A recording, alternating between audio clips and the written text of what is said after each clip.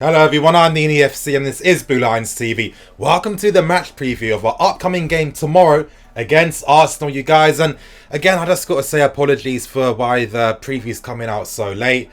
I'm not going to lie, I've had some family issues that have been coming up over the past, few days. So it has been a bit of a distraction, so it has been getting on my nerves, I can't lie. But you guys, enough about that bullshit. Getting straight into the match preview. Now, you guys, starting with the predicted lineup. And I'm going to be telling you guys the first 11 I see Sarri potentially picking for the game tomorrow. As you can see on the screen here, I've gone for a very similar lineup. The only difference is obviously Eden Hazard is back in the team. Now, I was thinking in regards to Ross Barkley, and would Ruben Loftus-Cheek have a possibility of playing in this game? But as I've said before, I think Barkley has the advantage over Ruben so far because Barkley understands how to play off the ball. And that's what Sarri looks for. Of course, Ruben hasn't had as much time to work under Sarri compared to Barkley. Is that going to be the same case until the end of the season? Possibly not, especially with Kovacic coming back as well. And even then, with Kovacic as well, we can finally expect to see him make his debut tomorrow against Arsenal. As Sarri himself said, don't expect him to play 90 minutes, but is he fair enough to play 35 minutes? Yes, he is. So that's going to be very interesting to see. And this could say something about Ruben Loftus-Cheek. Maybe potentially we're not going to see him play at all tomorrow, which would be a bit disappointing. I've gone for Pedro over Willian, and the reason why I'm going for Pedro was due to the fact that this guy was really, really good against Huddersfield Town. Let's say if Hazard started the whole game, he most likely would have been man of the match. But I think that Pedro was our best player. And as I was saying, you guys, even though I don't personally like the player, I'm always objective. Pedro played very well. I'm going to say he did because, again, I don't have any personal vendettas against players. And it made me realise, wow, I'm starting to think of his time at Barcelona and just how good he was there. Of course, with the system we're playing now, it does complement his strengths a bit more. And it's looking quite interesting to see a rejuvenated Pedro. So that's going to be interesting to see throughout this game. And I think that, yes, he deserves to play over Willian for the game against Arsenal. Now, it came down between Giroud and Morata. And of course, Morata will be playing. I think Sarri is going to be relying on him a lot because, again, as Sarri said himself, Morata does rely on confidence. We all know that. That's always been Morata's biggest crutch throughout his entire career. He relies too much on confidence. And again, we have to do all we can to make sure that Morata can get fully confident, because as we saw last season during that first half, when he was on form, he was very good, very clinical, especially with his heading ability as well. I think playing in this system where he doesn't have much responsibility in regards to obviously build-up play, he can focus on his runs and behind. With his pace too, he's a very, very fast player, which a lot of us do forget. And I feel that he can provide a lot of problems, especially when it comes to operating in those spaces and exploiting those spaces with his pace as well. Now, of course, Alonso will play. Ideally, I prefer to see Emerson, if I'm being serious.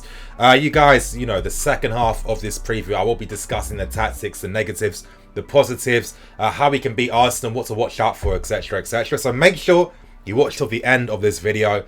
But again, I think with Alonso, it'll be a bit of a tricky game for him. He's always struggled against Arsenal, especially against Bellerin. I don't know though, I think that Sarri just prefers him for some reason. Now, moving on to the tactical aspects of this preview, and as you guys can see in the title, this game will be determined by who wins the battle of the flanks. Now, thank God Arsenal did play against Man City. Not only did they lose, which is obviously going to affect their confidence as well, it also gave us a bit of an indication in terms of how we can fare up against Arsenal. And that was one massive weakness that Arsenal faced against Man City, and that was the fact that they were getting dominated in those wide areas, especially down that right hand side where Bellerin does play. Number one, Ozil wasn't there to help track back and help him defensively. Ozil was very poor in that game. Every time kept losing possession. None of his passes were coming off as well, and didn't provide anything off the ball either. And this really made it difficult for Bellerin, who does become a bit of a scapegoat unfairly. It's not the guy's fault if his teammate isn't helping protect him, because he's left in no man's land. I mean, when you've got an inside forward cutting inside and you've got an overlapping fullback as well, what can you do 2v1? Let's not forget too that Maitland-Niles unfortunately sustained a very unfortunate injury with a leg fracture. It looks like Lichtsteiner will be playing on the left. Now, in terms of that attacking threat, it's not really going to be there as much because, again, he's going to have to come and cut back on his right foot to really do anything. So he's going to play more of a support role during this game. So again, that's going to limit their threat down that left-hand side. And if you guys remember last season under Conte, this was an area where Arsenal really did capitalise on us. Of course, with Conte's very negative defensive tactics, where we didn't really push many men forward. We couldn't really sustain much possession in their final third. That was because we didn't really have enough men forwards. And I think this is where Arsenal really capitalised. As we can see with Bellerin, who constantly outplays Alonso. Alonso just can't keep up with Bellerin when it comes to pace and doing anything one-on-one. And Arsenal were able to win the midfield battle against us because they were constantly able to push their fullbacks very wide. But you guys, this is where things do change for us this season, because we have two different guys now, Sarri, and we've got Eden Hazard. Now you guys, it definitely becomes a battle of the flanks. Cast your minds back quickly to when Arsenal did play against Man City last week.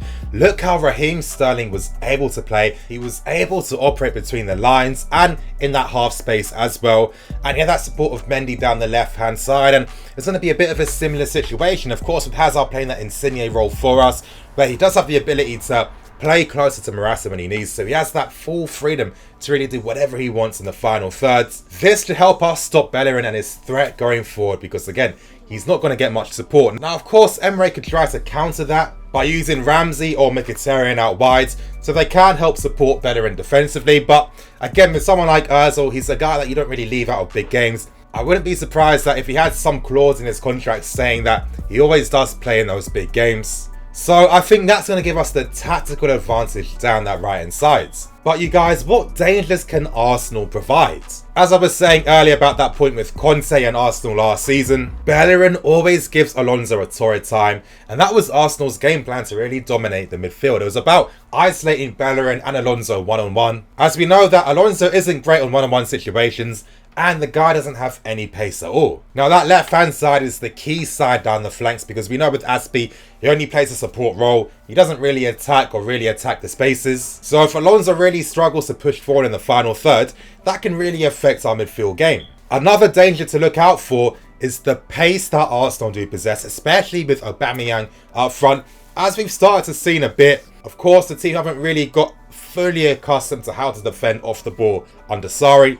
So there have been points where we have been exposed for pace, and that normally happens down the flanks and through our defence as well. And to be honest, I can imagine Aubameyang drifting more to the right hand side. By doing that, number one, he becomes an outlet for Bellerin to play those long balls to, so he can run on the end of them. Also with his positioning between someone like Luiz and Alonso, where they do lack pace on that left hand side, he can really stretch them and get in behind, and by doing that, that can allow guys like Bellerin and the Arsenal midfield to get into the game. And I think there's another danger we do have, even though it's not a major one, but it's still an observation to make. And I think that's Ross Barkley now with Eden Hazard. As I was saying, he is going to play that Insigne role where he does have a lot of freedom, meaning that there's going to be a lot of times where he does drift from the left-hand side to move more centrally. And this is where Ross Barkley is going to have to be on point in an offensive capacity. He's going to have to provide some quality in that final third as well, because he's going to have to operate down the left-hand side to really help Alonso get into the game. And so we can have that midfield control. Now, when it comes to doing anything defensively, Barkley has been good, but I still think personally, anytime it comes to doing anything offensively, we're just not seeing enough from him. We just see him constantly losing the ball, and he doesn't do too well when he does get pressed in from multiple positions. And we've already seen a few times when Barkley has lost the ball in the final third, teams have been able to start counter-attacks too. So we can't have that happening. We can't allow Bellerin to isolate Marcos Alonso. In terms of the gameplay now, both teams will look to press each other. The game's going to be very congested. Both teams will push their back foot up very high to try and win the midfield battle. And as I keep stressing this entire video, this is why we need to win the battle out wide on the flanks. Now you're thinking, Nini, can we actually win this game?